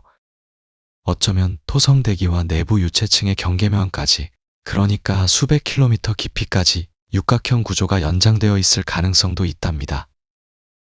이것은 육각형이 단순히 얇은 대기층의 표면 현상이 아니라 토성이라는 거대한 가스 행성의 내부 구조와 에너지 흐름을 반영하는 깊고 근본적인 현상이라는 것을 의미합니다. 육각형의 각 변을 따라 흐르는 제트 기류를 자세히 분석해보면 더욱 놀라운 사실들이 드러납니다. 제트 기류는 완벽하게 직선으로 뻗어 있는 것이 아니라 미세하게 물결치고 있으며, 이 물결의 진폭과 주기는 시간에 따라 조금씩 변화하고 있어요. 이것은 육각형이 완전히 고정된 정적인 구조가 아니라 끊임없이 에너지를 주고받으며 동적 평형을 유지하고 있는 살아있는 시스템이라는 것을 보여줍니다. 카시니오가 13년 동안 수집한 데이터를 분석한 결과 육각형의 전체적인 형태는 놀랍도록 안정적으로 유지되면서도 세부적인 구조는 계속해서 미묘하게 변화하고 있었고, 이러한 변화는 토성의 계절 변화와도 연관되어 있는 것으로 나타났습니다. 특히 흥미로운 발견은 육각형의 회전 속도가 완벽하게 일정하지 않다는 점이었습니다. 카시니오의 장기 관측을 통해 육각형이 자전하는 주기가 약 10시간 39분에서 10시간 41분 사이에서 미세하게 변동한다는 것이 밝혀졌어요. 이 작은 변화는 토성 내부 깊은 곳에서 일어나는 대류 운동의 변화나 계절에 따른 태양 에너지 유입의 차이와 관련이 있을 것으로 추정됩니다. 토성의 한 계절은 지구 시간으로 약 7년 반 정도 지속되는데, 카시니오는 운 좋게도 토성의 여름에서 가을로 넘어가는 시기를 관측할 수 있었고, 이 기간 동안 육각형의 색깔이 변하고 내부 구조가 조금씩 달라지는 것을 포착했답니다. 유체역학 이론과 실험, 그리고 컴퓨터 시뮬레이션이 모두 하나로 모아지면서 우리는 마침내 토성 육각형의 형성 메커니즘을 이해하게 되었습니다. 이것은 행성과학의 위대한 승리 중 하나였어요. 처음 보이저가 육각형을 발견했을 때 많은 과학자들은 당혹스러워했고, 어떤 이들은 이것이 관측 오류일지도 모른다고 생각했습니다. 하지만 카시니오가 더 선명한 영상을 보내오고 과학자들이 유체역학의 원리를 깊이 파고들면서 육각형은 신비로운 수수께끼에서 자연 법칙의 아름다운 표현으로 변모했습니다. 자연은 때때로 우리의 상상을 뛰어넘는 기하학적 완벽함을 보여주며, 그것을 이해하려는 인간의 노력은 결국 우주의 더 깊은 진리를 향한 문을 열어주는 법이죠. 육각형의 형성 원리를 이해했다고 해서 모든 수수께끼가 풀린 것은 아니었습니다. 오히려 더 깊은 질문들이 우리 앞에 펼쳐지기 시작했어요. 과학자들이 가장 궁금해한 것 중 하나는 바로 이 놀라운 구조가 얼마나 오래 유지될 수 있느냐는 것이었습니다. 지구의 대기에서 발생하는 대부분의 폭풍은 며칠에서 길어야 몇 주 정도면 사라지고, 가장 강력한 허리케인조차 한 달을 넘기기 어렵죠. 하지만 토성의 육각형은 그런 상식을 완전히 뒤엎는 존재였습니다. 보이저호가 1980년대 초반에 처음 육각형을 발견한 이후 20여 년의 세월이 흘러 2004년 카시니오가 토성에 도착했을 때 과학자들은 조심스럽게 기대하면서도 한편으로는 의문을 품고 있었어요. 과연 그 육각형이 아직도 그곳에 존재할까요? 시간이 흐르면서 사라지거나 형태가 변했을까요? 카시니오의 카메라가 토성의 북극을 향했을 때 모니터 화면에 나타난 모습은 과학자들을 깊은 경외감에 빠뜨렸습니다. 육각형은 여전히 그곳에 있었고 그것도 놀랍도록 동일한 형태를 유지한 채로 말이죠. 이것은 단순한 우연이 아니라 무언가 근본적으로 안정적인 메커니즘이 작동하고 있다는 증거였습니다. 카시니오는 2004년부터 2017년까지 13년이라는 긴 시간 동안 토성을 관측했고 그 기간 내내 육각형을 꾸준히 촬영하고 분석했습니다. 보이저의 관측과 합치면 우리는 30년 이상의 시간 동안 이 구조를 추적한 셈이에요. 그리고 그 결과는 놀라웠습니다. 육각형의 전체적인 형태는 거의 변하지 않았거든요. 각 변의 길이, 육각형의 크기, 회전 속도 모두 놀라울 정도로 일정하게 유지되었습니다. 마치 토성이라는 거대한 행성의 북극에 누군가가 정교한 기하학적 도형을 새겨놓은 것처럼 보였죠. 하지만 완전히 변하지 않는 것은 아니었습니다. 과학자들이 수년간의 데이터를 면밀히 비교하면서 발견한 것은 육각형이 토성의 계절 변화에 반응한다는 사실이었어요. 토성은 지구처럼 자전축이 기울어져 있어서 계절이 존재하는데 태양으로부터 훨씬 멀리 떨어져 있고 공전 주기가 약 29.5년이나 되기 때문에 토성의 한 계절은 지구 시간으로 약 7년 반 정도 지속됩니다. 카시니오가 토성에 도착했을 때는 남반구가 한여름이었고 북반구는 한겨울이었어요. 육각형이 있는 북극 지역은 햇빛을 거의 받지 못하는 어두운 겨울이었던 거죠. 그러다가 2009년 8월 토성에 춘분이 찾아왔습니다. 이때부터 북극은 점차 햇빛을 받기 시작했고 계절은 봄을 거쳐 여름으로 접어들었어요. 카시니오는 이 역사적인 계절 변화를 처음부터 끝까지 관측할 수 있었고 육각형에서 놀라운 변화가 일어나는 것을 목격했습니다. 가장 눈에 띄는 변화는 색깔이었어요. 계절이 바뀌기 전 어두운 겨울 동안 육각형은 푸른빛을 띠는 차분한 색조를 보였지만 햇빛이 북극을 비추기 시작하면서 육각형의 색깔은 점차 황금빛을 띠는 갈색으로 변해갔습니다.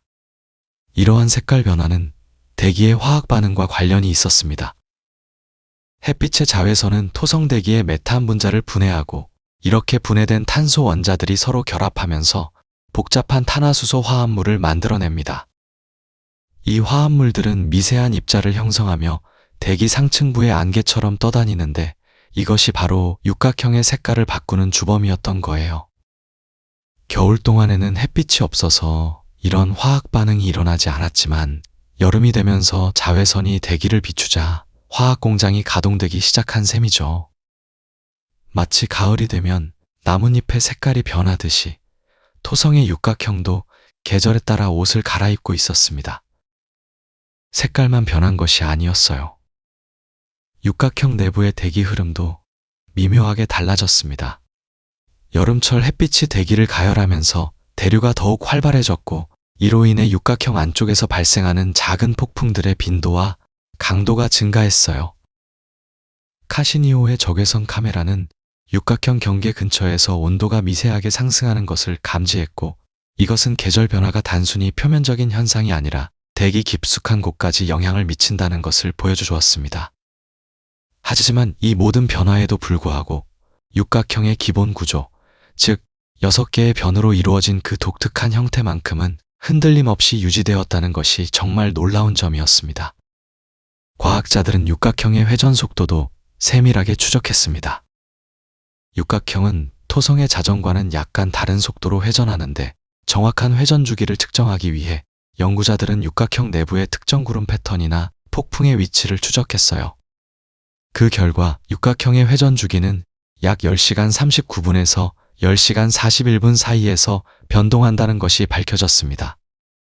이 2분 정도의 차이는 작아 보이지만 행성 규모의 현상에서는 상당히 의미 있는 변화예요. 흥미롭게도 이 회전 속도의 변화는 계절 변화와 어느 정도 연관되어 있는 것으로 보였습니다. 토성의 자전 주기를 정확히 측정하는 것은 사실 매우 어려운 일입니다. 지구처럼 단단한 표면이 있는 행성이라면 특정 지점의 위치를 추적해서 자전 주기를 쉽게 알아낼 수 있지만 토성은 가스로 이루어진 거대한 행성이라 기준점을 잡기가 어렵거든요. 대기의 다른 부분들은 각각 다른 속도로 회전하고 있고 심지어 같은 위도에서도 깊이에 따라 회전 속도가 달라집니다. 그래서 과학자들은 토성 내부에서 발생하는 전파 신호를 분석하거나 자기장의 변화를 추적하는 등 여러 방법을 동원해서 자전 주기를 추정해 왔어요. 육각형의 회전 주기가 미묘하게 변한다는 사실은 토성 내부 깊은 곳에서 일어나는 복잡한 역학과 연결되어 있을 가능성을 시사합니다. 더욱 놀라운 발견은 육각형 구조가 토성 대기의 상당히 깊은 곳까지 뻗어 있다는 것이었습니다. 카시니오의 중력장 측정과 적외선 관측 데이터를 종합해서 분석한 결과 육각형은 단순히 대기 표면의 얇은 층에만 존재하는 것이 아니라 적어도 대기권 수백 킬로미터 깊이까지 이어져 있는 것으로 추정됩니다. 이것은 마치 거대한 원통처럼 생긴 구조가 토성의 북극을 관통하고 있는 셈이에요. 이렇게 깊고 거대한 구조가 30년 이상 안정적으로 유지된다는 것은 그 형성 메커니즘이 단순한 표면 현상이 아니라 토성 대기 전체의 역학과 깊이 연관되어 있다는 증거입니다. 육각형의 장기적 안정성을 설명하기 위해 과학자들은 여러 가지 이론을 제시했습니다. 가장 유력한 설명 중 하나는 육각형이 일종의 공명 현상에 의해 안정화되어 있다는 것이에요. 토성 내부 깊은 곳에서 발생하는 대류 운동의 주기와 육각형 제트기류의 파동 주기가 특정한 비율로 맞아떨어지면서 서로를 강화하고 안정시키는 공명 상태가 형성되었을 수 있습니다. 마치 그네를 탈 때 적절한 타이밍에 힘을 주면 그네가 계속 높이 오르듯이 육각형도 토성 내부의 에너지와 공명하면서 그 형태를 유지하고 있는 것이죠. 또 다른 가능성은 토성의 자기장이나 내부 구조가 육각형의 안정성에 기여하고 있다는 것입니다. 토성은 지구보다 훨씬 강력한 자기장을 가지고 있고 이 자기장은 대기 중에 이온화된 입자들과 상호작용합니다. 비록 자기장이 직접적으로 중성가스의 흐름을 제어하지는 못하지만 간접적으로 대기의 역학에 영향을 미칠 수 있어요. 또한 토성 내부 깊은 곳에는 금속 수소층이 존재하는데 이 층의 회전이나 대류 패턴이 대기의 흐름에 일종의 앵커 역할을 할 수 있다는 이론도 제시되었습니다. 하지만 아직 우리가 완전히 이해하지 못한 부분들이 많이 남아 있습니다. 예를 들어 왜 육각형은 북극에만 존재하고 남극에는 없을까요? 남극에도 강력한 소용돌이가 존재하지만 그것은 원형에 가까운 형태를 띠고 있어요. 두 극이 근본적으로 다른 대기 구조를 가지고 있는 이유는 무엇일까요? 일부 과학자들은 이것이 토성의 자기장 구조와 관련이 있을 수 있다고 제안하지만 아직 확실한 답은 답실 않았습니다. 또 다른 미스터리는 육각형이 정확히 언제 형성되었느냐는 것입니다. 우리는 지난 30여 년간 그것이 존재했다는 것을 알고 있지만 그 이전에는 어땠을까요? 토성이 형성된 이후 줄곧 존재해 왔을까요? 아니면 어느 순간 특정 조건이 맞아떨어지면서 갑자기 나타난 것일까요? 만약 육각형이 사라진다면 다시 형성될 수 있을까요? 이런 질문들에 답하기 위해서는 훨씬 더 긴 시간 동안의 관측이 필요합니다. 카시니오가 보내온 마지막 데이터들을 분석하면서 과학자들은 육각형 내부에서 이전에 발견하지 못했던 새로운 세부 구조들을 계속 찾아내고 있습니다. 육각형의 각변 근처에는 작은 소용돌이들이 마치 진주 목걸이처럼 늘어서 있고 이 소용돌이들은 서로 상호작용하면서 전체 구조의 안정성에 기여하고 있는 것으로 보입니다. 또한 육각형 바깥쪽에도 여러 겹의 동심원 형태의 바람띠가 존재하며 이것들이 육각형을 둘러싸고 보호하는 역할을 하고 있을 가능성도 제기되었어요. 토성의 육각형은 단순히 아름답고 신비로운 현상을 넘어서 우리에게 행성 대기의 역학에 대한 깊은 통찰을 제공합니다. 지구의 대기 현상을 이해하는 데도 도움이 되고 다른 외계 행성들의 기후를 예측하는 데도 중요한 단서가 되죠. 어쩌면 우리가 아직 발견하지 못한 다른 행성들에도 비슷하거나 더 기묘한 대기 구조가 존재할지도 모릅니다. 육각형이 우리에게 가르쳐준 가장 중요한 교훈은 자연의 법칙이 우리의 상상보다 훨씬 더 풍부하고 다양한 형태로 나타날 수 있다는 것입니다. 이 모든 발견과 탐구의 여정을 되돌아보면서 우리는 토성의 고리와 육각형 폭풍이 단순히 아름다운 천체 현상을 넘어 얼마나 깊은 의미를 담고 있는지 깨닫게 됩니다. 수십억 개의 얼음 조각들이 만들어내는 고리는 태양계가 형성되던 그 먼 과거의 이야기를 품고 있고 북극에서 끊임없이 회전하는 육각형 폭풍은 자연의 법칙이 만들어낼 수 있는 가장 놀라운 패턴 중 하나를 보여주고 있거든요. 이 두 가지 현상은 각각 독립적으로도 경이롭지만 함께 고려할 때 토성이라는 행성 전체가 하나의 거대한 실험실이자 교과서라는 사실을 일깨워줍니다. 토성의 고리가 행성과학에 던지는 가장 중요한 질문 중 하나는 바로 태양계 형성의 메커니즘에 관한 것입니다. 고리를 구성하는 입자들이 어떻게 특정한 궤도에 정렬되고 어떻게 수백만 년 동안 그 구조를 유지하는지를 이해하는 것은 행성이 형성되던 초기 단계를 이해하는 열쇠가 되죠. 원시 행성 원반에서 먼지 입자들이 충돌하고 합쳐지면서 점점 더 큰 천체로 성장해가는 과정은 본질적으로 토성 고리에서 일어나는 과정과 비슷하지만 결과는 완전히 다릅니다. 왜 어떤 입자들은 합쳐져서 위성이 되고 어떤 입자들은 고리로 남아있을까요?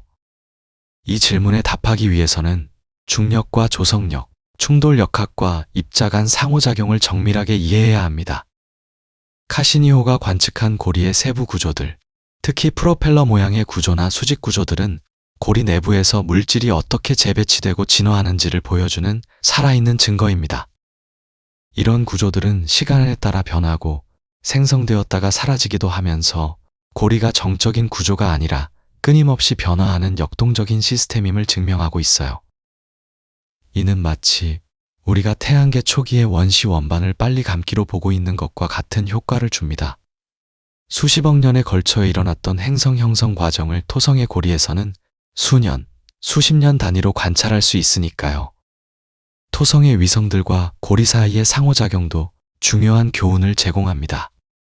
작은 위성들이 고리 입자들을 끌어당겨 간극을 만들고 그 과정에서 나선 밀도파를 생성하며 때로는 고리 물질을 자신의 궤도로 끌어모으는 모습은 행성이 원시 원반에서 물질을 모아 성장하는 과정과 놀랍도록 판과 프로메테우스 같은 양치기 위성들이 F고리의 형태를 유지하는 방식은 목성형 행성들이 자신의 위성 시스템을 정리하고 안정화시키는 과정을 축소판으로 보여주는 것이죠.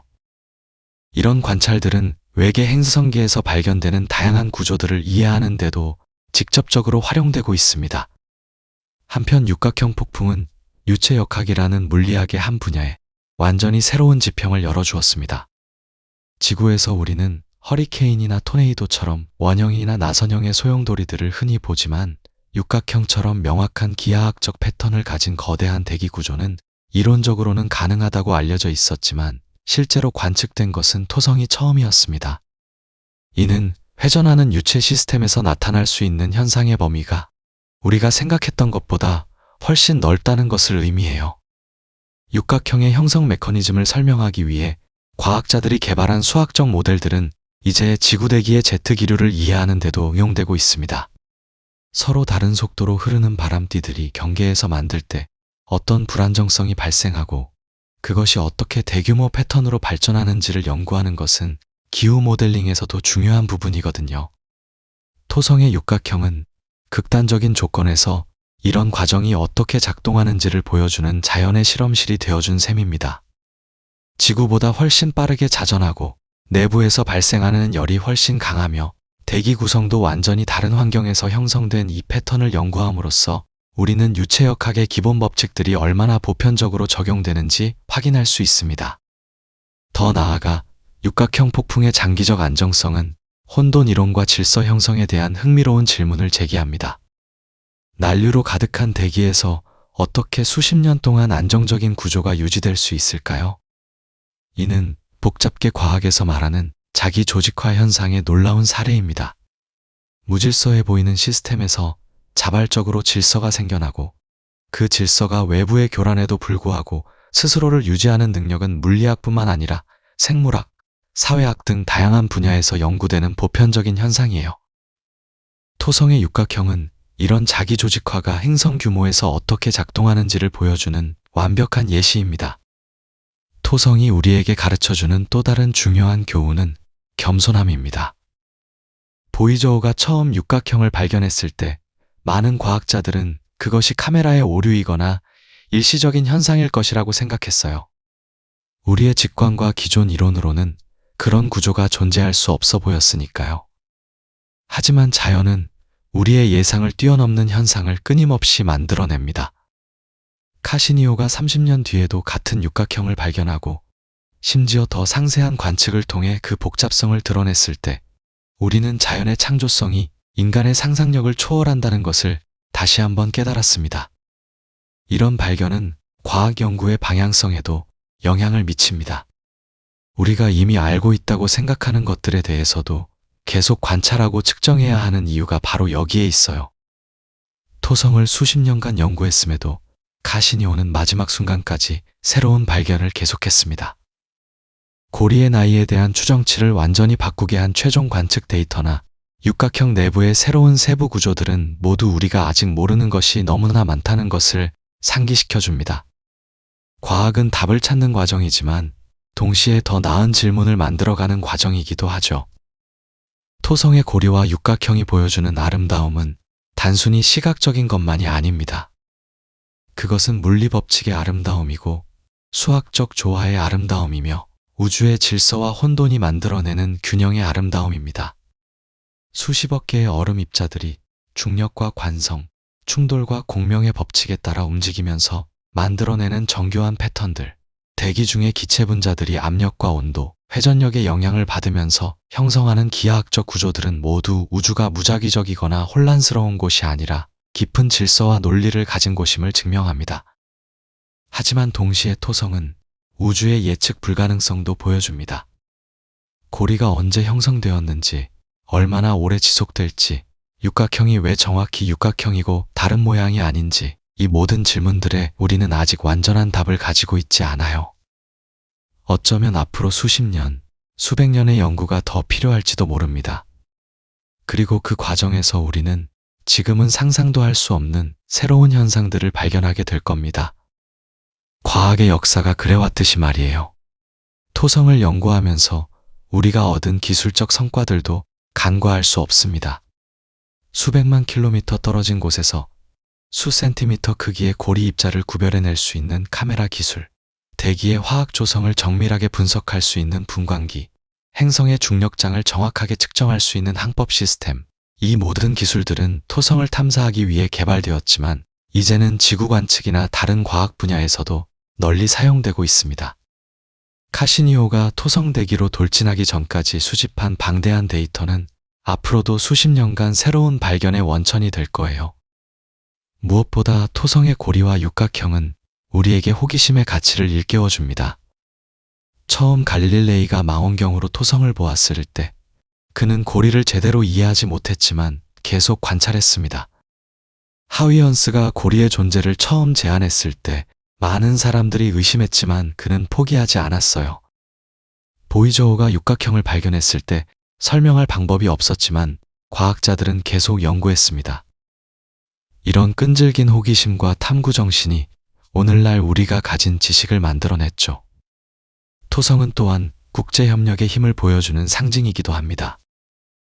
카시니오는 미국 나사와 유럽 ESA, 이탈리아 우주국이 함께 만든 합작품이었고 전 세계 수천 명의 과학자와 엔지니어들이 참여한 프로젝트였습니다.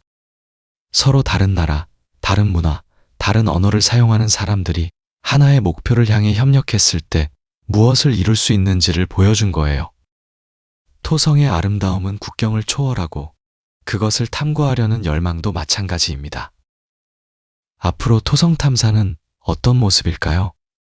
현재 여러 우주기관들은 토성의 위성 타이탄이나 엔셀라두스를 집중적으로 탐사하는 미션을 계획하고 있지만 토성 자체와 그 고리 시스템에 대한 연구도 계속될 것입니다.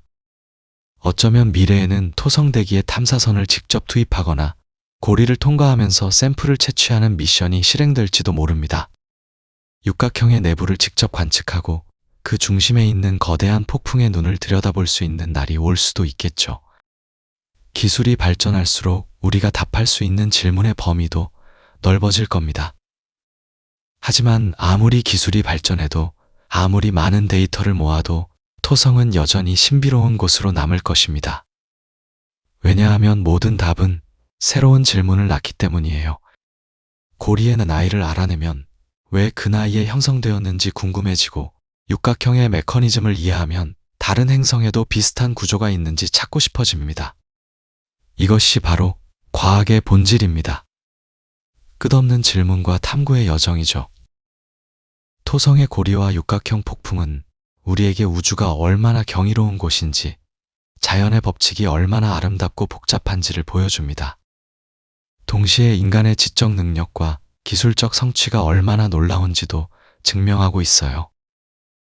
우리는 지구라는 작은 행성에서 태어났지만 우주의 가장 먼 곳까지 탐사선을 보내고 수억 킬로미터 떨어진 행성의 대기 패턴을 분석하며 수십억 년 전의 역사를 재구성할 수 있는 존재가 되었습니다.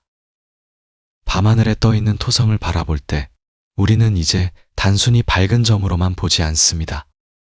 그 주위를 돌고 있는 얼음 입자들의 춤을, 북극에서 회전하는 육각형의 패턴을, 위성들과 고리 사이의 복잡한 상호작용을 상상할 수 있어요.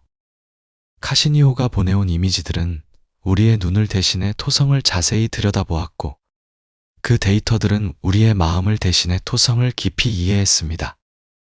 이제 토성은 더 이상 낯선 천체가 아니라 우리가 알고 있고 경이로워하며 계속 탐구하고 싶은 대상이 되었습니다.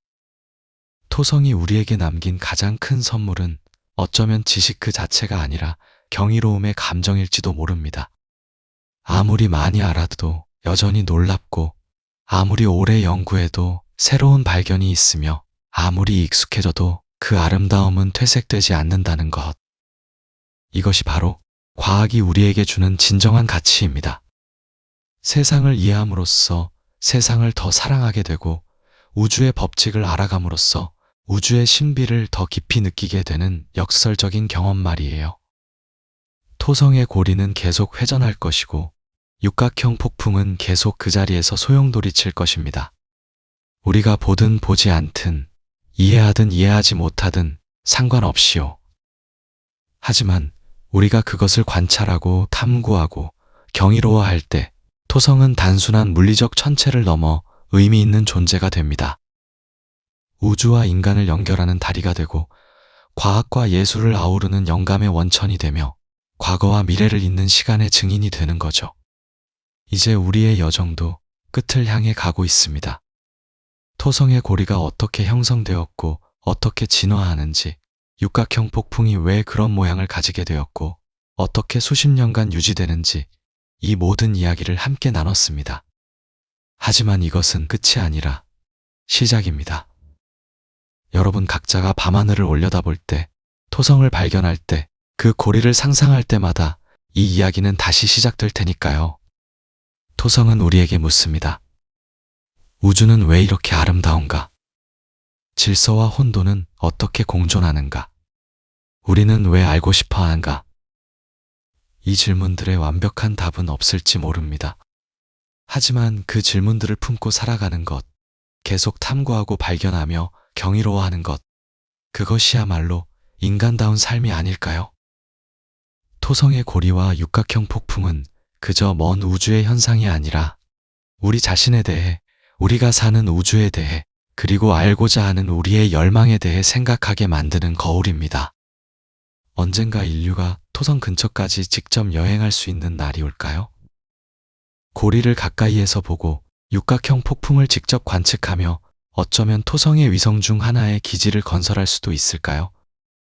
그건 아무도 모릅니다. 하지만 한 가지는 확실합니다.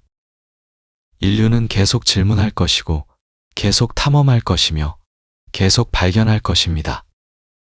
토성은 그 여정의 중요한 이정표이자 우리가 얼마나 멀리 왔고 얼마나 더 갈 수 있는지를 보여주는 증거입니다. 토성의 밤은 깊고 추우며 그 폭풍은 거세고 위험합니다. 하지만 그 아름다움은 영원하고, 그것이 우리에게 주는 영감은 끝이 없습니다.